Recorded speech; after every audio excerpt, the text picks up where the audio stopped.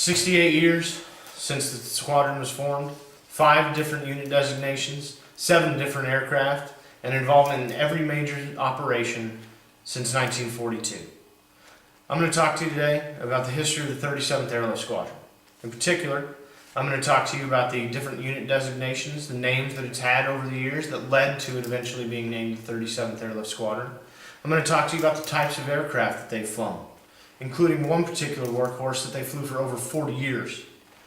And lastly, I'll be talking to you about the type of missions and the major notable operations that the 37th Airlift Squadron has been involved in.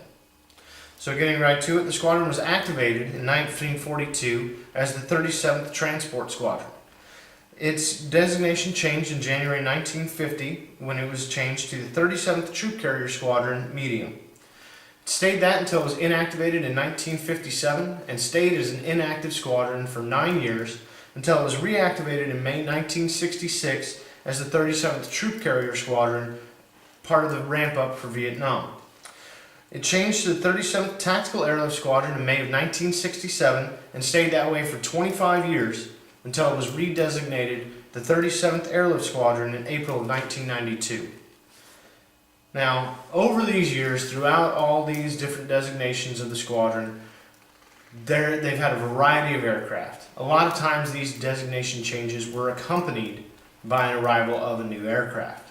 So the type of aircraft have been the C-47 from 1942 to 1947, the C-109 from 1944 to 1945, the C-46 from 1946 to 1947, the C-82 from 1947 to 1950, the C-119 was the plane that they flew before their 9-year activation from 1950 until 1957. Now when the squadron restood back up, in 1966 it started with the C-130E model, which it kept in its inventory and in its possession until October of 2009, when the last C-130E left Ramstein for the last time. Left the 37th Airlift Squadron's possession. The C-130J is a newly arrived aircraft. It arrived in April of 2009 to start taking over the mission that the C-130E has filled for over 40 years. Now, throughout all this time, throughout all these different aircraft, the mission of the 37th Airlift Squadron has always been the same. It has always been airlift and airborne assault operations.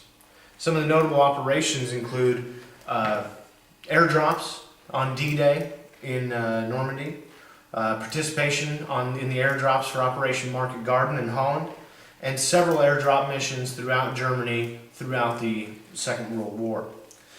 During the Korean War, they flew airborne assault missions on Suncheon and Munsan-ni, and also flew transport missions between Japan and Korea for people that needed to get in and out of theater. In the Vietnam time frame, it flew a variety of missions throughout the AOR, but its most memorable mission was the Operation Homecoming mission, repatriating the POWs from the Hanoi Hilton to Clark Air Base in the Philippines. It was a huge moment for the squadron and a huge moment for everyone involved in that conflict, and especially the members in the Hanoi Hilton. Now, during Operation Desert Shield and Desert Storm, the squadron provided airlift operations. They also airdropped supplies during Operation Provide Comfort in northern Iraq.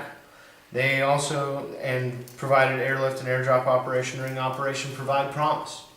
And still, to this day, they are involved in airlift and airdrop operations for Operations Enduring Freedom and Iraqi Freedom. As you can see, in 68 years, the 37th Airlift Squadron has gone from being the 37th Transport Squadron up to its current designation. It's gone from flying C-47s to C-130Es for 40 years to now the new future, the C-130J. They've taken part in every major conflict, every major operation since 1942. They have crucial involvement still to this day for Operation Enduring Freedom, and that's not going to change anytime soon. 37th Airlift Squadron's history so far is 68 years. I'll be betting in another 60 somebody else will be talking about the rest of it.